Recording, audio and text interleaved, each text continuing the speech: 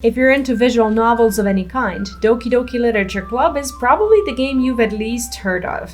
If you're not particularly into pinkish cutesy things, you may have looked at the game art and went, nah, but I assure you, this game is anything but wholesome and innocent. Even though it's only been a day since I finished Doki Doki Literature Club for the first time, I have a lot of things to say about this game, and there's no time like the present. This review contains no story spoilers, so you're free to watch it. And if you'd like to see no footage whatsoever, you can also tab out and just listen. My name is V, and if you're here for the first time, subbing is a great idea. On this channel, you'll find plenty of playthroughs, live streams, guides, highlights, and shorts, mostly focusing on RPGs and occasional adventure games. So if this is your cup of tea, make sure to press subscribe right now. But before we dive any further, let's hear from the sponsors of this video, Tokyo Treat. If you've ever wondered how you can experience authentic Japanese culture through food from your own home, I have the perfect thing for you. Thanks to Tokyo Treat, who sent me this wonderful Sakura-themed snack box. I'm enjoying the taste of unique treats like Sakura shortbread cookies, Kit Kat matcha latte chocolate bars, pure potato honey butter and rock salt chips, Mitsuya cider, and so much more. Along with the snacks, you'll get a gorgeous Tokyo Treat booklet with fun facts about Japanese culture and more info about all your snacks, so that you can enjoy them even more. This is a perfect gift for either yourself or your loved ones this spring, so don't miss out and use my link in the pinned comment and the description of this video to get yourself the most beautiful snack box ever, all while supporting me as a content creator. As this is not going to be a classic review due to the nature of the game, I'm going to feel free to throw my thoughts around like ragdolls. As we're at the very beginning, I should tell you a warning that's obvious from the moment you start the game as well. If you suffer from depression, anxiety, or if you've ever had any history of self-harm, this game might be a massive trigger for you, and it may be best to avoid it along with this video. I, however, did not follow this advice, even though I was heavily advised to. I have to admit that this game has been keeping me up at night for a few days since I started playing it, and some images are so disturbing they'll unexpectedly flash into your mind whenever you're trying to, well, not be disturbed. On the other hand, playing through Doki Doki Literature Club has provided me with a unique insight into my own issues, and a new perspective on how I've been dealing with them so far.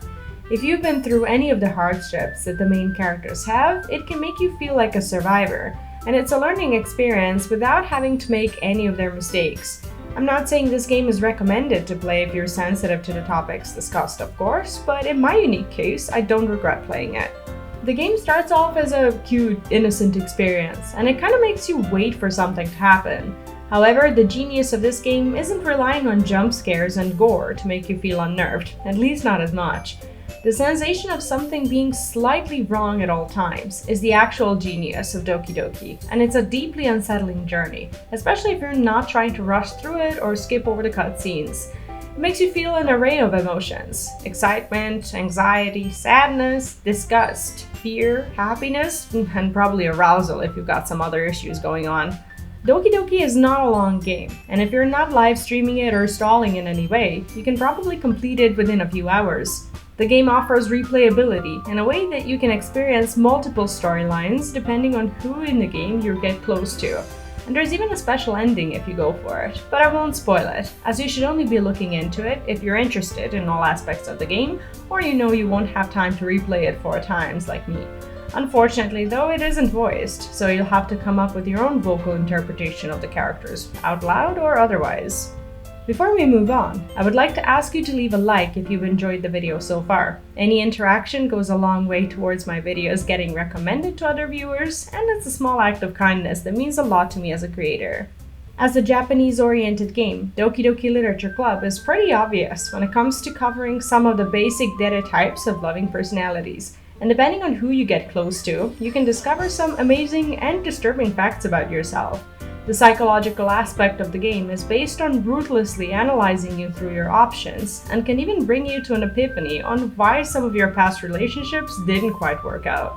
Dan Salvato, the genius behind this visual novel masterpiece, paid extreme attention to detail, different ways of interacting with the game and the game's files, reading between the lines, and even altering the game based on your choices.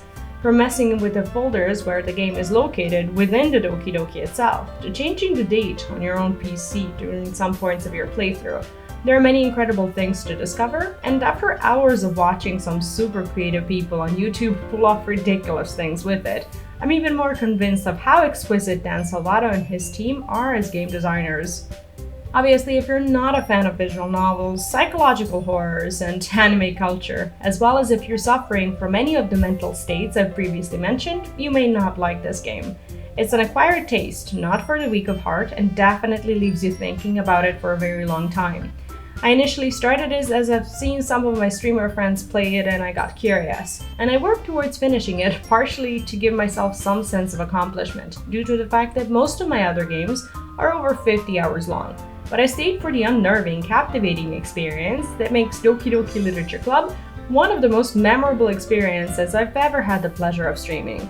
Apart from the fantastic game devs, I would like to thank my community for patiently sitting through my stalling and attempts at voice acting without spoiling anything, and creating a unique journey for me to cherish forever. When it comes to some first thoughts upon finishing Doki Doki Literature Club, this is mostly it. I would love to hear your take on it, especially if you've played the game, as it may help more people discover this masterpiece along the way. If you haven't subscribed to the channel yet and you enjoy the work I do, make sure to do so now, so that you know where to come back. Thanks ever so much to Shay, who's a Tier 2 benefactor on Patreon, Trans Kyle, who's a Tier 1 benefactor on Patreon, as well as Jeremy Ortiz, who's a Tier 1 benefactor on Patreon and an Alpha member here on YouTube. There's also Garnet Williams and Space Cadet Rick, both supporting me on Patreon as Alpha is.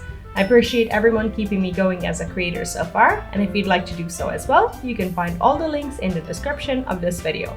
Any contribution goes a long way towards me continuously creating content for you, so thank you for all of it. Alright, have a great experience playing Doki Doki, and I'll see you in my next video. Bye bye.